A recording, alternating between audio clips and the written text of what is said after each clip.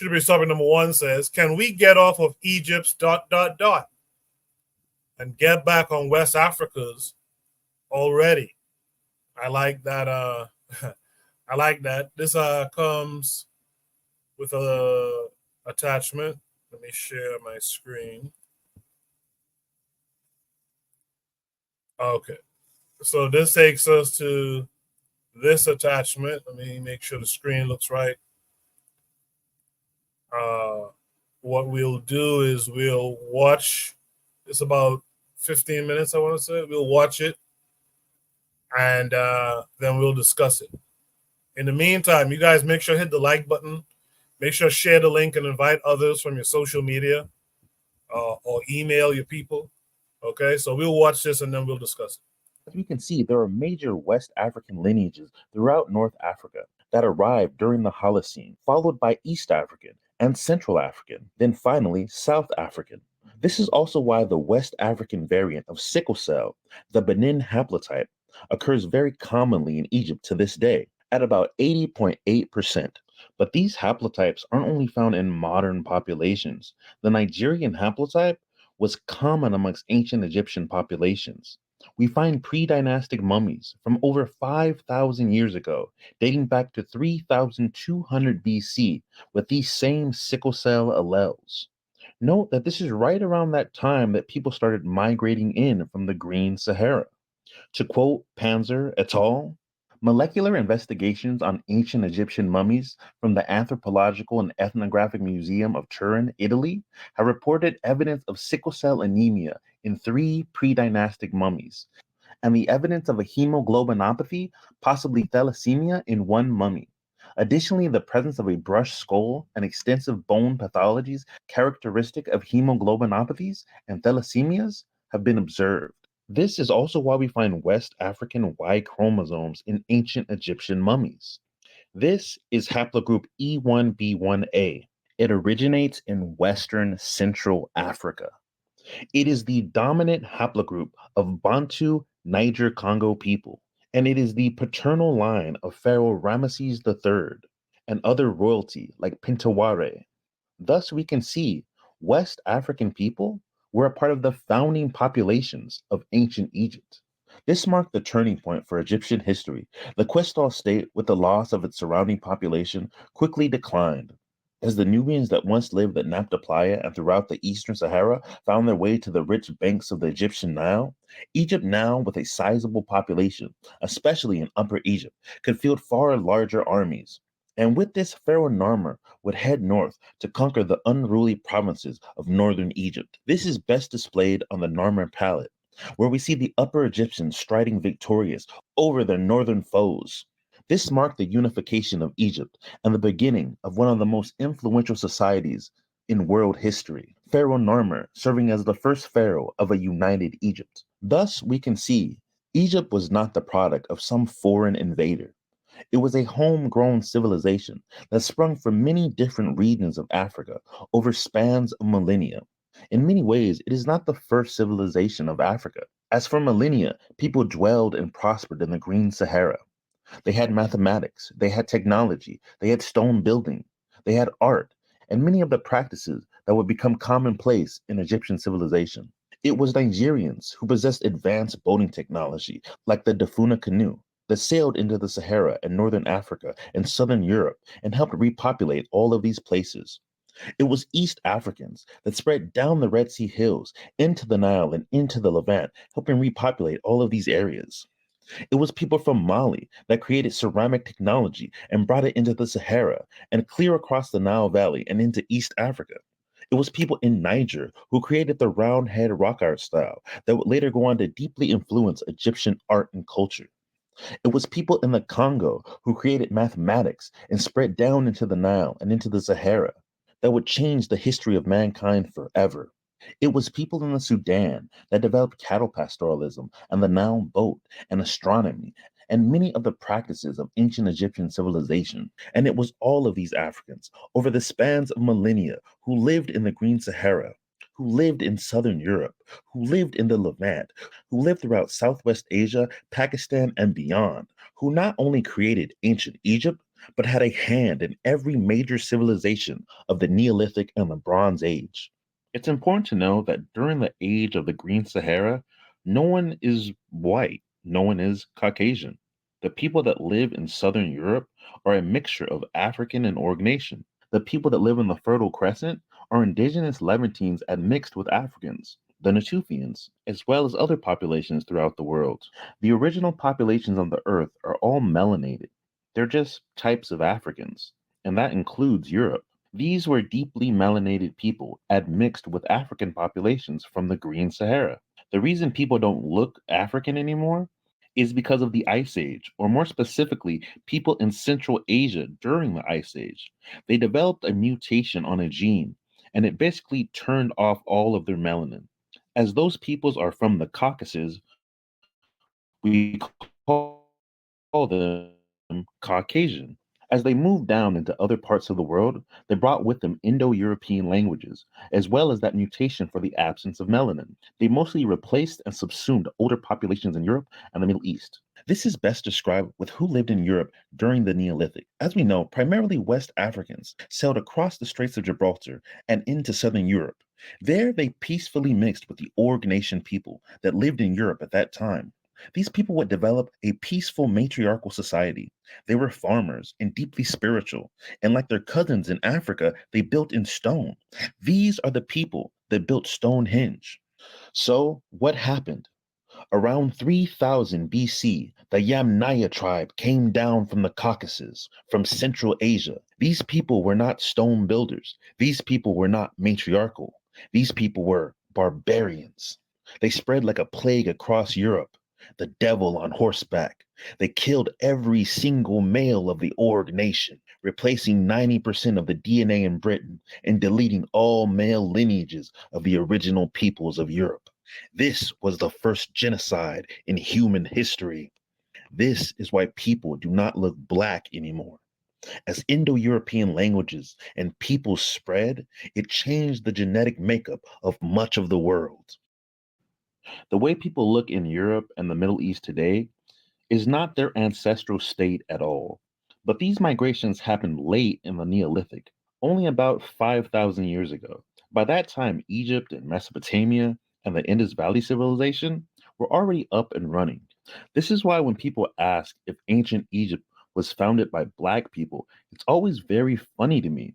During most of the Neolithic, even Europeans were Black. So, why doesn't anybody know this stuff? That has to do with European colonialism, especially when we talk about Africa. Some of the greatest monsters in history were European academics in Africa. Guys like Petrie, guys like Reisner, guys like Verlini, guys like Frobenius, guys like Lot. It's these guys and other academics of their ilk that said Great Zimbabwe was not built by Black people. Up until the 90s, kids in South Africa had literal history textbooks telling them how it was built by Arabs or Phoenicians. It's these people that said the art and sculpture of Nigeria was actually made by wandering Greeks. And the sophistication of their metallurgy must have been taught to them by the Portuguese. The metal masterpieces of Nigeria are over 1,000 years old. The very concept of the country of Portugal and a Portuguese person didn't even exist when they were made. In fact, the Moors were conquering Europe at the same time many of the masterworks of Nigeria were being made. In fact, the oldest carbon dating for iron technology anywhere in the world is in Nigeria. That's why all the metalwork is so advanced and crazily good. Africans were making carbon steel 2,000 years ago. It's these same guys that literally strapped dynamite to the pyramids in Sudan and blew the tops off. It's these same people that said the Egyptians were white, though the very first Egyptologists, Champollion and Devone, said they were black Africans. It's these people that rewrote that history and broke the noses off countless statues in Egypt. There are so many paintings in Egypt where just the nose is removed. It is so blatant and crazy. It's these people that came up with the Hamitic hypothesis, perhaps the dumbest thing ever created by anybody, which breaks down into, oh, you got a straight nose? You're white. Only white people have straight noses. Duh. It's these people that used to grind up mummies and literally eat them. They were literal cannibals. They used to have parties called mummy undressing parties. These people literally went into the Sahara, erased paintings that are thousands of years old, then hired teams of artists to fake forgeries so they could say they were Greek.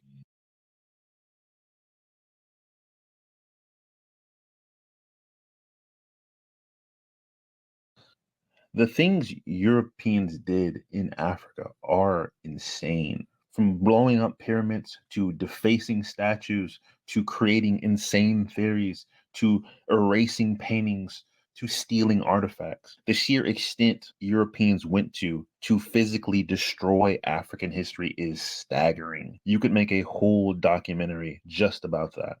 This is why everyone in the world is in such confusion.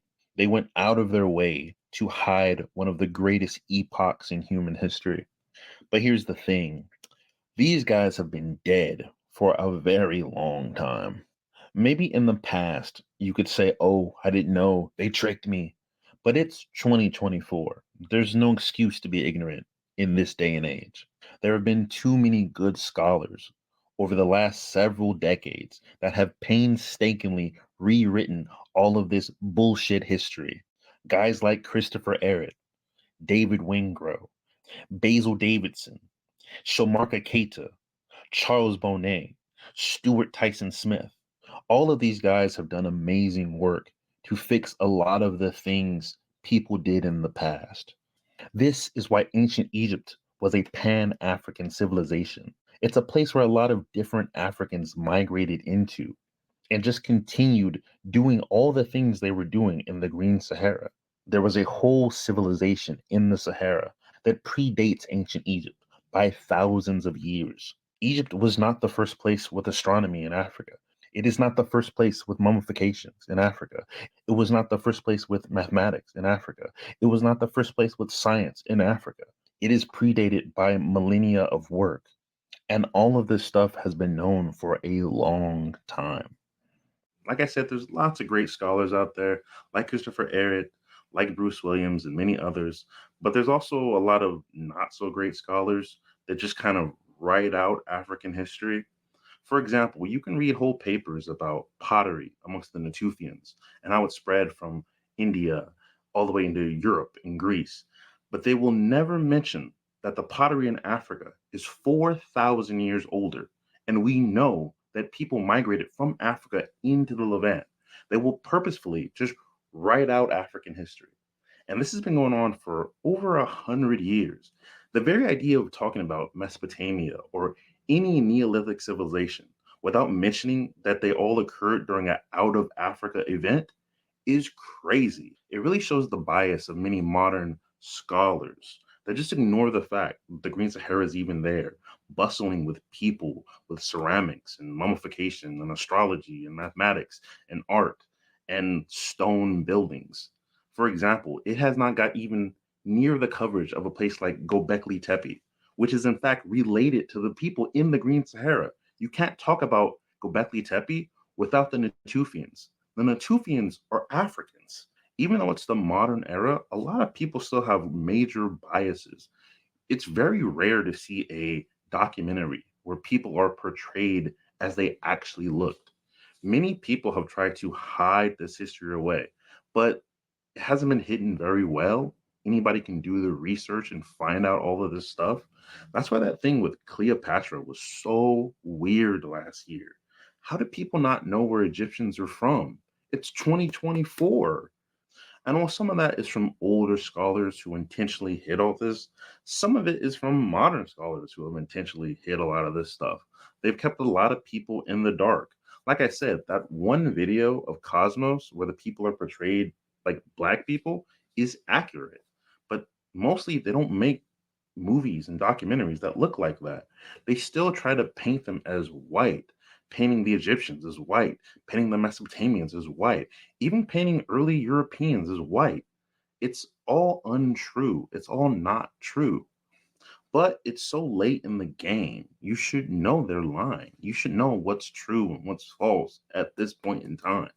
If you're an Egyptian, and there's a lot of racist Egyptians, you should know that you have Nigerian ancestors, you have Khoisan ancestors, you have Pygmy ancestors. There are literally tombs and mummies with pygmies who were officials in ancient Egypt.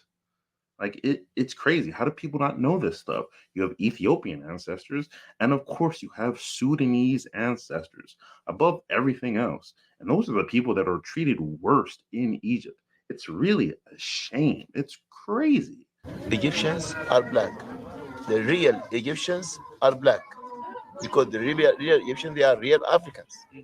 So those people in Lower Egypt, you see in Cairo, Alexandria, and the Falahins area, they were mixed between the Turkish, Mamluks, French, English, Romans. So those people who come to uh, attack Egypt in that time, they couldn't come to Upper Egypt, to the south, which we still have the same color, our dark color or black color.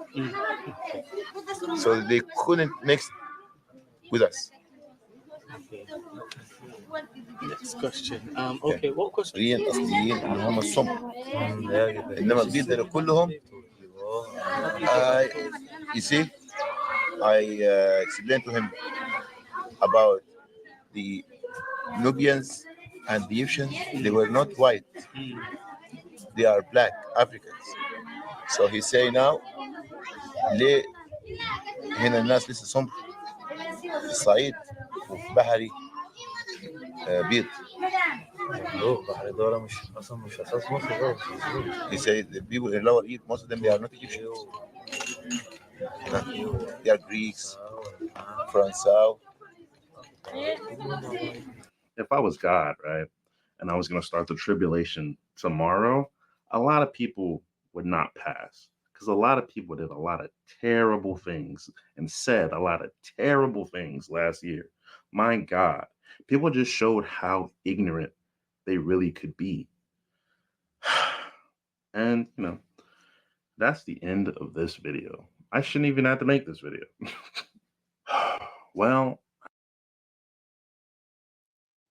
Good stuff. I'm gonna have to add this to the Discord. I have to watch this whole thing throughout. Good stuff. We have a lot of heavy hitters on the panel tonight, and there's still room for more of you to join us. Just click the link at the top of the chat, and you too can join the panel. There's some comments in the chat. I'll get to those as many as I can in a few. In the meantime, though, let me go back to my panelists. I got some new panelists. Let me start off with Bwana Hagaziki. Bwana, how are you this week? Ooh, can you hear me? Can you hear me, brother? Yes, yes. Okay, I'm good, man. It's good to be back. I'm hoping the brothers are well, and hopefully we'll have a good discussion for the night, man. Yes, sir. Thanks for coming through.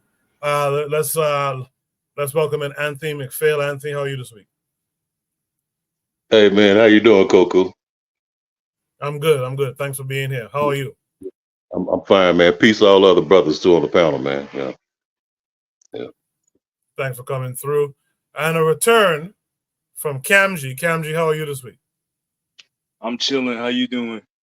Good. Thanks for coming through. This is right up your alley, so I look forward to this conversation right here. And again, you guys who are listening, you should share the link to your socials and invite others.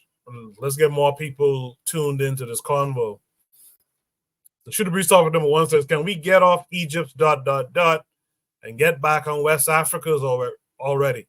Let me start with Bwana for this one. Bwana, what are your thoughts on what you just saw? Well, I'm glad that Kamji is here because Kamji is a historian, he's a scholar, and I think that this is one of his expertise.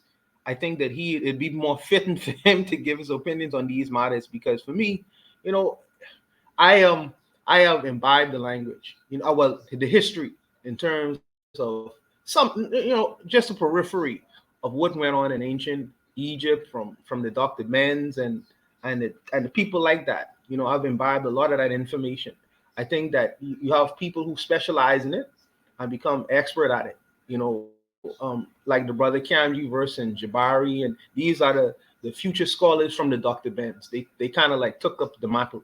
For me, I'm glad that I know the information. I'm trying to learn more about West African history as well. But for me, I am more so of I'm more like a contemporaneous, more like a futurist.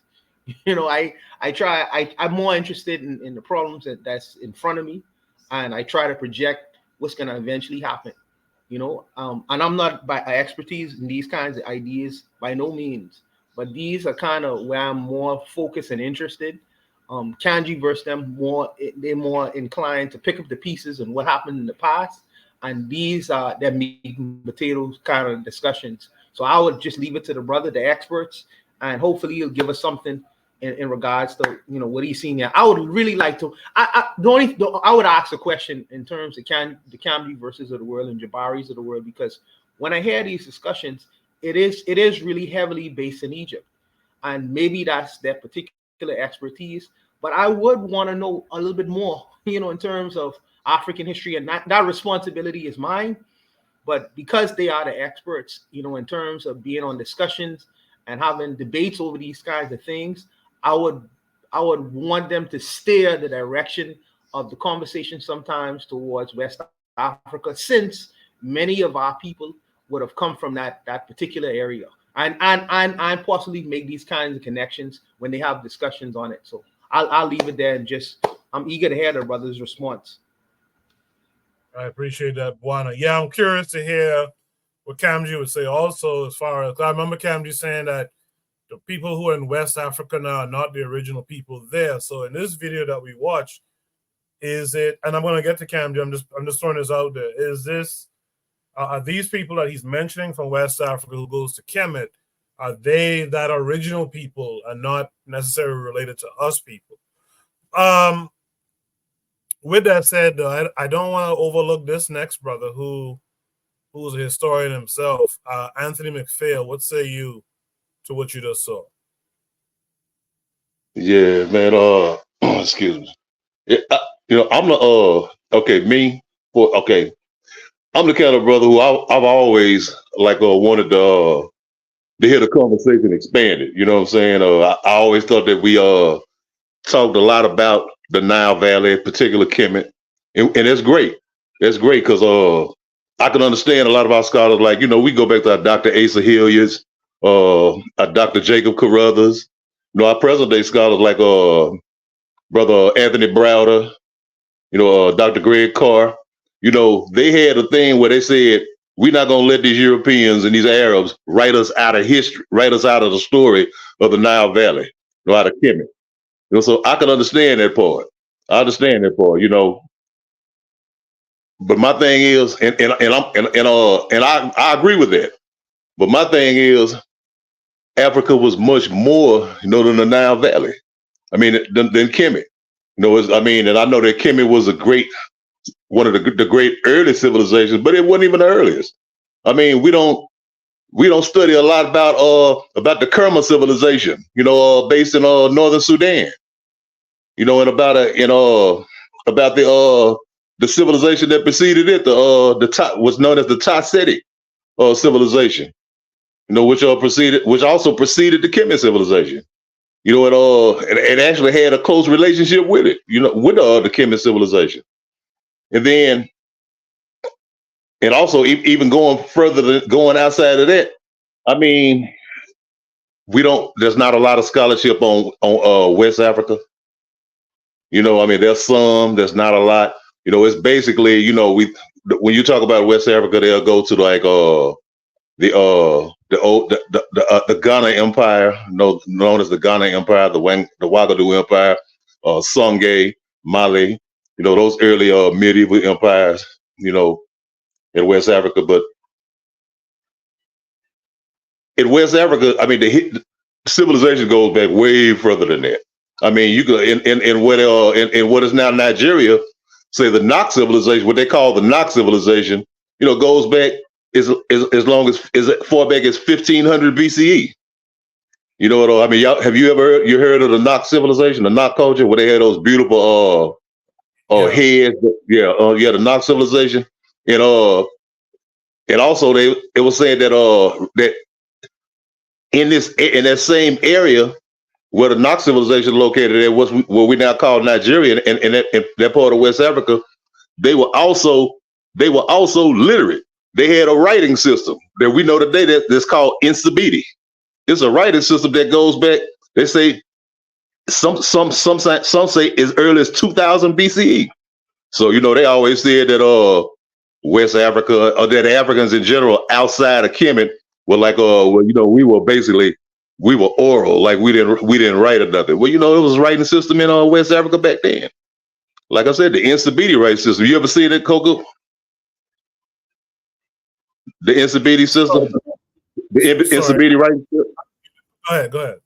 Yeah, I was asking, had you ever seen that study anything about the Insabidi writing script? Yes. Yeah, and then also going back to the Nile Valley real quick. No, even right now today, they still haven't fully deciphered the Meroitic script of the ancient kingdom of Kush. In Sudan. So I mean, we had writing back. We weren't just oral people. We had writing, 2,000, 3,000 years ago. And I was doing some reading, some research on West Africa, man, and how that West Africa at a period of time, it was far more urban. It was a far more urban civilization, urban cultures that we give credit for, that we knew, that we thought. Like they said there was many cities in West Africa at one time. And the particular culture that I was doing some studying on was what they called the Dartichic civilization. I think it was based like in what's now like in part of Mali and Mauritania. And they have archaeologists tripping all over everything in West Africa. And like they've discovered this. They've been doing research on this Dartichic culture in a city, in some cities that this culture had built, stone cities that date back. The one particular one that they call Dartichic date back to like 3,500 BCE. You know what I'm saying? 35. I mean, that'll be around roughly the same time that the early development stages of the Kemet civilization, at least the state formation. But yeah, I don't want to go on too long, man. I just want to just put some of those things out there. I knock off right there. No, we appreciate the knowledge. Thank you for that, Anthony. Let me hear from Kamji next. Kamji, did you see that video? What are your thoughts on the information provided? Yeah, basically from the Above the Clouds YouTube page. I think he has a good page. He presents a lot of good information. Personally, when you're dealing with scholarship, it's not divorced from the political, the overarching geopolitical context and construct. And when you're having this conversation, the original discussion was whether or not Black people are humans, and whether or not Black people have the ability, to develop civilization. Whether Black people are in the same species as what the Europeans saw as, civilized man. You have certain people who would argue that they're primitive, that Black people are primitive. Others who may say that Black people are just barbaric. Maybe they have the ability to be civilized, but they're just deviant tendencies. And all these conversations, they boil down to what was called the social classical evolutionary period. Basically, where scholars, they applied Darwinism to their understanding of material culture evolution. And you have many different emanations of this type of scholarship in the Western world, from the early cultural historical period, where you had diffusionism and migrationism and other monocausal archaeological paradigms, to now archaeologists, anthropologists are really trying to figure out who these people are. And when I say these people, I'm talking about West African people. Like, who are they? And the question that many people would pose, some people may feel really uncomfortable about this question, but the question is, do African people have the ability to retain their history and to retain their memory, even in spite of colonialism? If we take the conventional models route, if we look at some of these scholars like Christopher Ehret, like Roger Blench, like Kevin McDonald, even Wengro, right? David Edwards, some of these European descendant scholars, or just scholars in the conventional Africanist field, they're burdened by a lot of questions that they can't answer. When you're dealing with Dartichet, when you're dealing with the Soninke people, the Bambara people, the Malinke people, what we have to discern like the ethnogenesis of these populations is Mande, or the Mande unity, the so-called Mande languages. But come to find out, the Mande languages, according to Polish scholar, European linguist, they're not unified.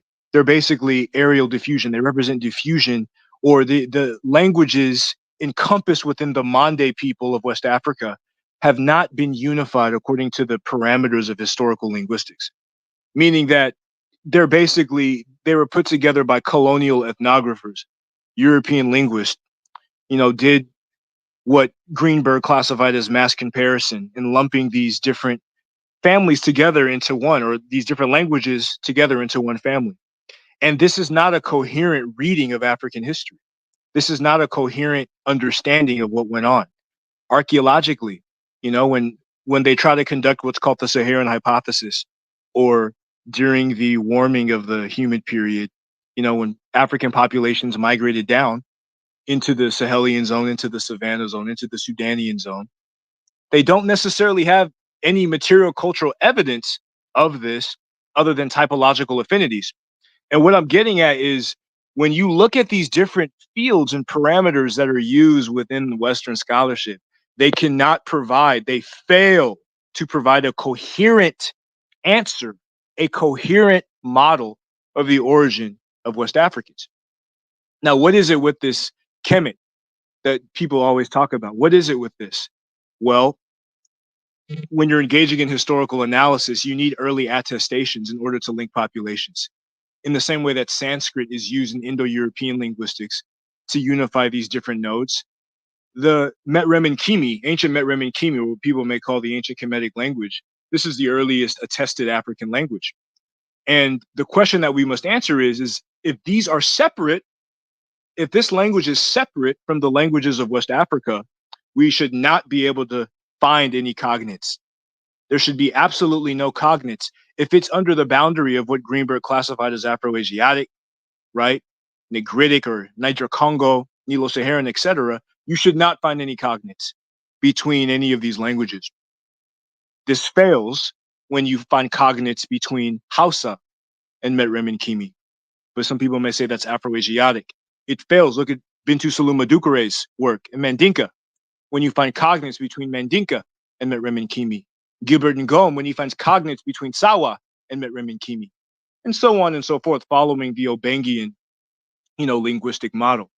So if you're to understand West Africa in the way that West Africa centrist, like Cheikh Anta Diop, who's the majority of his work is about West Africa, the vast majority of Cheikh Anta Diop's work is about West Africa. If you're to understand West Africa using coherent models, using oral narratives that these populations have left, using pluridisciplinary analysis, transdisciplinary analysis in different fields, and you find ancient Kimi as a reciprocal reference system where these ancient Africans describe themselves as Black. And then you go to the Yoruba and you see Odulawo, which is Black human. When you go to the Wolof in Senegambia, and they say Nitkunul and Rau Nitkunul, when they define their land as the land of Black people. The Igbos, when they say Ndi Isi Oji, the Isi Alan, the Isi Oji. The Madumba, West Cameroon, Cha'ab Nessa, when they defined their land. And the earliest reference of this is in the Old Kingdom with Nisut Messi Pepira. And he associates himself and the people with Black as divine. This is an obvious ontological basis for the unity of these cultures and languages. And I don't want to go on forever, but I'll just leave it at that. Well, I appreciated that, Cam. Just hang around for a bit as we get every panelist's thoughts, and then we'll try to get to some secondary questions as well. With that said, Oni, can we get off of Egypt's ... and get back on West Africa's already? What say you? Yeah, I don't know why you got me following that, brother. But yeah, appreciate it, Kamji, and everybody else on the panel. Yeah, I mean, I thought that I think the overall video was pretty good, but I also I'm kind of the camp that some of conventional knowledge, if you will, isn't present there. So the idea that we find this genome in Western Africa now, and that genome was found in Ramses, therefore Ramses is descended from Western Africans, is not like, for me, it's not entirely let's say flawless, or in other words, what I mean is that, it could just as easily be that a descendant of Ramses went to Egypt afterward. A descendant of Ramses went to West Africa afterward. It doesn't have to be that Western Africa and that Western Africans went to Egypt. And the other thing about it is, it also doesn't have to be that Western Africans got it. Like because it's popular in Western Africa doesn't necessarily mean that it is it began in Western Africa, right? Because one of the things that what I guess most people would point out is that during the time of ancient Kemet, or at least during the time, or probably let's say during the time of the Green Sahara, whatever you want to say, right? It seemed like Western Africa was underpopulated, and moreover, it might have been like a forest, like a deep forest, a lot, because of what we call climate change, I guess, right? But not man-made climate change, I guess, but just climate change. A lot of the geography of the planet has changed very dramatically, right? So my opinion is, of course, that there was a predecessor culture in I guess they call it the Sahel, or the Green Sahara, whatever you want to call it, right? There was a predecessor culture there that may have migrated to different parts of the world, including Egypt and Kemet and so on and so forth, and other parts, like whether it's Iran or what have you, right? But during that point in time, it might not have been that Western Africa as we know it was populated to the point where even though you might find that genetic cluster heavy in that region right now, it might necessarily be that genetic cluster was there during the time of Ramses, Ramses of Kemet. So I think part of me doesn't really like this type of scholarship because it kind of does center Western Africa too much, to the point where it's like, it's almost like it's overcompensating. It is okay if, like I said, if at this point in time Western Africa was a forest, because at the same time, like we said, like the they call it Lake Chad or whatever, right? Was a mega lake, and there was a valley, like a good valley, if you will, over there, whatever, right? A flourishing area right there. And even during the time of, some people call it Kush or Kennesu, what have you, right? During that time, Egypt was not inhabited. Egypt was a wasteland, and so you had the Africans of Kennesu, if you will, who terraformed Egypt in order that it could be habitable. So it's not. I think if you look at the map of Africa, and the other part, the more important part is that I don't like to Ajay said, yeah, I hate to yeah. I don't like to call people West Africans and East Africans and maybe North Africans, all right. But I don't like to call people West Africans, South Africans, so on and so forth. I just look at us as Africans, because these borders that exist today, or even these boundaries that exist today, weren't always there. It would have been that the historical, like the cultural complex or the population center during the time like of pre-dynastic Egypt, right? Or pre-dynastic Kemet, right? During that time, if you will, that the population cluster could have been around the mega lake Chad, and not around Western Africa. Maybe somewhat in Southern Africa or Eastern Africa, but I personally wouldn't, go around trying to prove, oh, well, we West Africans are really good, and it's like we're all Africans. The accomplishments of Africa are the accomplishments of all of us. Just like the accomplishments of let's say the civil rights movement in America is the accomplishment of all of us, or the accomplishments of the Mau Mau is the accomplishment of all of us. Sure, directly, no, but again, everybody has, like, we have this interconnectedness, we have this migration, we have and of course, like, even in that period of time, you got to remember, as we say in the chat, Black people were moving not just all around Africa, but all around the world. Like there really were no borders. There really were no border states. We were literally, you literally could find us in other parts of the world, um, being significant players, if not, the major players in many major civilizations. But to just say, this is, it's the West Africans that did it, or it's kind of like, okay, don't let the white boys' propaganda make you into like some sort of, like West African nationalist. You know what I mean? Like, don't, like how Buana was saying, most of us descend from West Africa. Like that kind of sentiment. It's like, that's what like the white boy tells us that, but it's like, realistically, most of us descend from Africans, from the original people. And sure, this white boy showed up on the western, the western part of Africa to do his huge human trafficking campaign.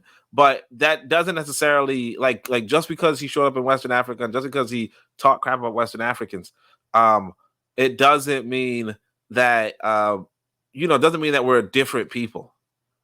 It just means that we were, like, at that point in time, right? Some of our ancestors were nearby the coast, or at that point in time, some of our ancestors were in the central interior. That's all it means. It doesn't mean that we were a different people, or we were a different, so on and so forth. It just means that some of our ancestors were just on the western part, and some of our other ancestors, or some of our cousins were on the eastern part. That's it. Well stated. I appreciate that, Oni. So now everyone has heard everything everyone else has to say, or had to say. Do we have any follow-up thoughts from the panel? And then I'll read some comments from the chat. Yeah, yes, I have a follow-up question. I wanted to ask Cam Uverse, because he said that some Africans in Western Africa refer to themselves as Black, and I'm asked, the question I have is, were they referring to themselves as Black in terms of how we refer to Blackness today, or did Blackness back then have a different kind of meaning? Like, I think that I heard someone said Blackness was related to purity. Some people would say Blackness was related to power. So were they referring to themselves as the pure people when they use that phrase in terms of Blackness, or were they referring to that term in how we reference that term currently? That's the question I have for him. I would say yes, in terms of the contemporary idiomatic expressions: Black pride, Black power, Black is beautiful. Blackish strength, pure, like all of these things, they definitely are using it in the same context in which we are using it today. Absolutely. I would say the only difference, in terms of the sociocultural context of this Western world and a specific, biogenetic theory of subspeciation, within Homo sapiens sapiens, what some people may refer to as racialization, that's not there. But the association of blackness as our origins, as divine, the depiction of the cosmos, the originator of everything, absolutely, it's 100% the same. Okay. That's my only question. All right. Appreciate that, Buana. Thanks for that. Camji, any other comments from the panel? Yeah, I like to make a comment, Coco. Yeah, go ahead. Okay. Yeah. Well, yeah. Addressing what the brothers just got through talking about. I was doing. I was reading some of Dr. Dr. Bunseki's work, and Dr. Asa Hilliard work, where they was talking about that very same thing about blackness and how African people have viewed blackness. Where they would particularly talk about people in the Bantu in the Congo. That's in the Congo Kingdom, in the Congo area, the Bakongo people, and where they said that where they were talking about how the blackest person was the most beautiful. The darkest skin. Where they was talking about that. That's one thing I just wanted to address. They was just saying that right then. But the other thing I wanted to say was when the brother was talking about those the different the name. What is the brother's name, man? Camg. What is the name? Yeah, Kamji. Yeah, I didn't want to get your name wrong. I'm sorry, brothers. Camg. Yeah, Kamji. Yes, sir. Okay. Everything that you was talking about, man, I sat up and listened to Dr. Obadiah Kambon talk about the same thing. You know what I'm saying? Yeah, I he's mean, a historical linguist out of Ghana. yeah, man. I listened to him and his other brother, I think Asar Imhotep. I think it was him. Yeah, Yeah, and sorry. they had like a 2-hour debate, you know what I'm saying? But yeah, Asar's been. I want to get Asar. I mean, if he could hop on this panel, I've been trying to have a conversation with him for a long time. yeah, two deep brothers. It's his information. I don't necessarily agree with what. Yeah, Asar. me neither. Hey, but the last thing I just wanted to address, like not that brother was saying it, but I was like when he was talking about the West African thing, I was what me from my perspective, I was thinking that the topic was like when we gonna get over Kemet. You know what I'm saying? And so what I was saying was, yeah, I would like to expand the conversation, not just West Africa, but all Africa. You know what I'm saying? West Africa, Central Africa, Southern Africa. So I mean, if it sound like, I didn't want to sound like I was, hey man, it's a West African thing. I'm really talking about wide Africa. Not to leave it up right there. Yeah, that's I mean, modern contemporary scholarship. You certainly have to separate it from the culture. Like the culture really is where the majority of these conversations are being driven. And really, what it boils down to is the lack of a coherent model for the origin of these different populations. That's really what it boils down to. And as long as we suspend the history in air, as Diop always said, we'll never be able to move forward.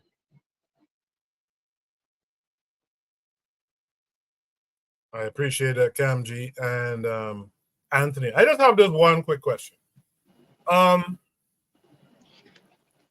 When we talk about the birthplace of the African and in a specific region of the continent, we talk about the birthplace of the African from a specific region of the continent. Where does our genesis begin? Does it begin in East Africa along the Nile, or was there a situation where we kind of simultaneously sprung up in different parts of the continent? This is for anyone who has the knowledge on that. Can I go, Coco? Yeah. Okay. Okay, I mean, from studying that I've done, I don't know. I don't know if any of us could say specifically, but for the studies that I've read, the things that I've read, that the origin is traced to it's traced to either East Africa, like the Ethiopia region, that area, that the Great Rift Valley region, and I've even heard stories of being further in Southern Africa. You know what I'm saying? But I know the origin when you talk about the Bantu part of it. I think it's like they really center it like in West Central Africa, like in the Congo region, Cameroon region. Those far as just them as a group. But I mean, from everything that I've studied, and I've read about, the origin. Most anthropologists and the scholars and historians usually go to East Africa, the Ethiopia region. I mean, I think the central problem with Bantu is that we don't have any evidence that it exists. That's the central problem. There's no evidence genetically, archaeologically, especially not linguistically. But as far as humans, it depends on what your definition of human is. Like if you consider archaic, pre Homo sapiens sapiens to be part of that conversation. And, there's the out of East Africa model in the Omo Valley of Ethiopia for the dispersal of Homo sapiens sapiens. Then there's more of a Pan-African differential admixture model where each region of the continent contributes to the evolution of Homo sapiens sapiens. And then each region admixed, throughout different generations with each other. But either or, neither discounts the idea that we are all from one Central African family. And you may find other areas of focus depending on the field that you're dealing with. Like I said, like language, some of the early attestations of African languages are in the northern eastern part of the continent. But then in the central and the south, you find more diverse articulations of iron working and iron fabrication and iron technology. So it all depends exactly what you're speaking of to answer that question. Yeah, I mean, I don't really have much to add, but I will say that one of the historical sites for the human species is considered the Oldave Gorge, and that was in Tanzania.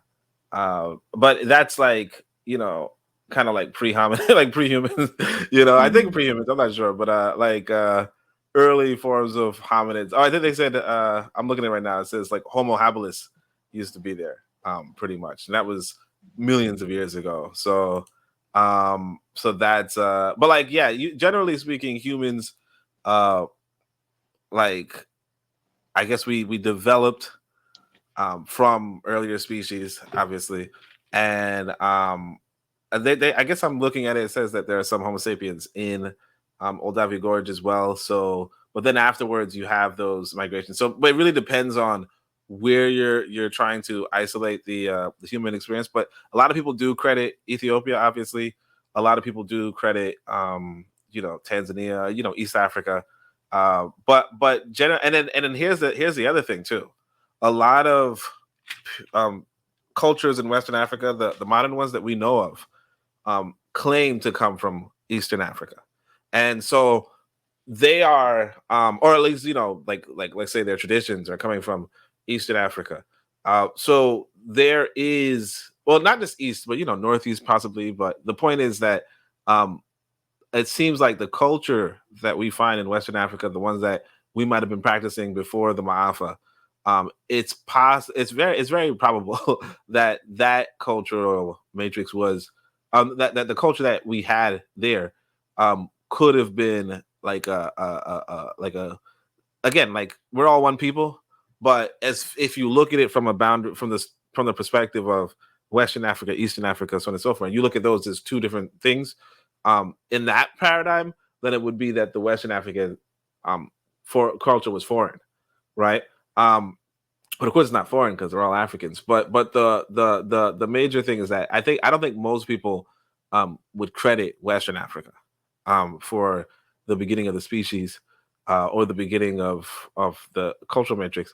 Although there are like but of course it's like it's a big hodgepodge because we just have to be realistic and say not everything's going to happen in one area because humans would be pretty proficient and efficient species, notwithstanding how technology was. I mean, a bow and an arrow or a spear are pretty good in the older world. And if these people were looking for particular resources like stones or water or whatever, forage, fruits and whatever, if they were doing that, they were spreading out and they were developing different cultures, but then they intercommune, they and so forth. So there was a lot going on, but yeah, there's a lot of evidence for a lot of things going on. And even in this documentary, the guy would talk about the Shango bone or the Lesotho bone, I think Lesotho bone or what have you.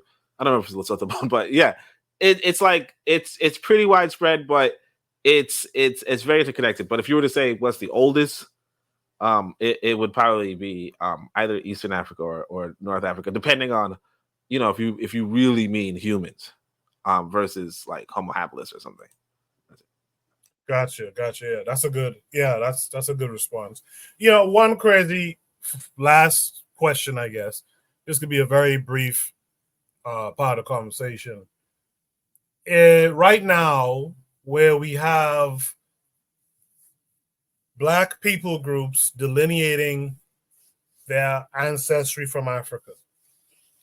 It's happening in a few different places in the world. One of the things they always mention is, well, everyone's from Africa. White folks is from Africa, this, that, and the other. What are y'all guys' response to that notion that, oh, everyone's from Africa? Is that something we should agree with? Anyone can respond. I think we should, if we're consistent, because if we will allow a white Jew like Joseph Greenberg to tell us who we are as African people, if we allow that, then we should allow white people into Africa in the same vein. Wait, sorry, can you repeat that? I missed that. You said who? What? Black people allow a white Jew like Joseph Greenberg to tell them who they are.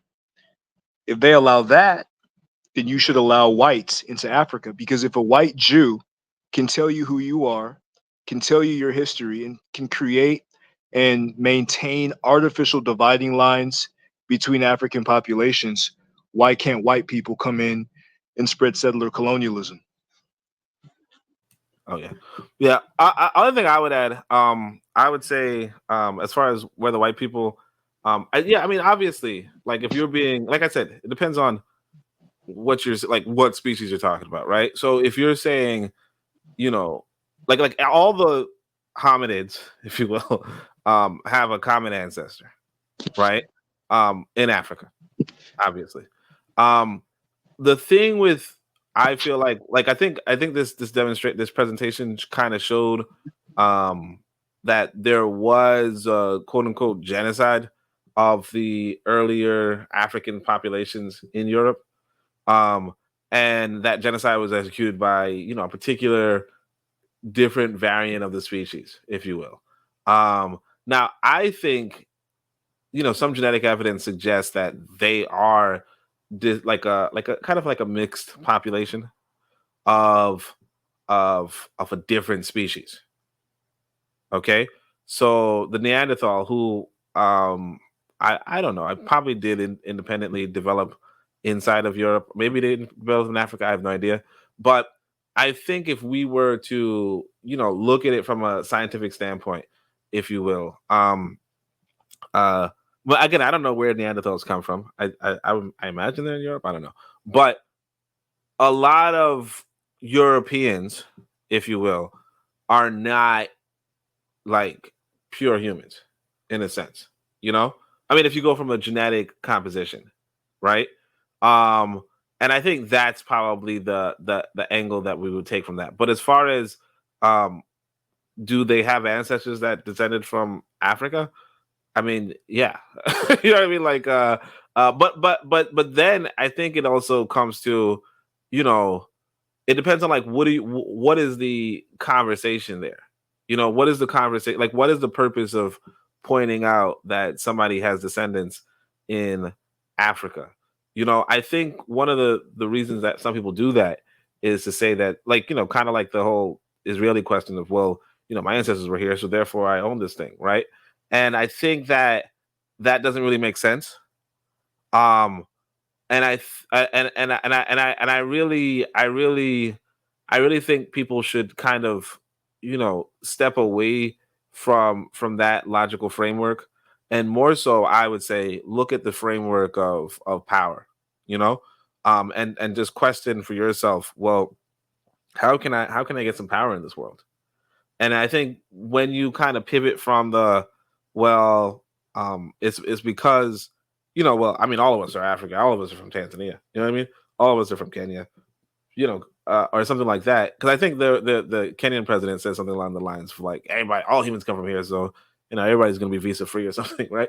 But it's like, if you, yeah, I think that that would be a disservice if you don't focus on, well, how can I keep from becoming, you know, genocided, you know? Because if you look at what happened in the last 500 years, well, I'll put it this way. I think I put this in my latest book, but you know, 500 years ago, there were, if you will, 5 races on the planet. If you know, of course, people don't like the races kind of category, but just to say, there were, you know, I mean, I guess the Kamji's credit, I'm kind of using this white boy's definition, but you know, the way how the, let's just pretend that these are, like, just for the sake of the conversation, that there were 5 different groups, right? There were the, you know, the Black Africans, if you will, and the well, let's just say 5 continents, right? So there were continental groups, let's say, right? So there were the Europeans, the Western Europeans, if you will.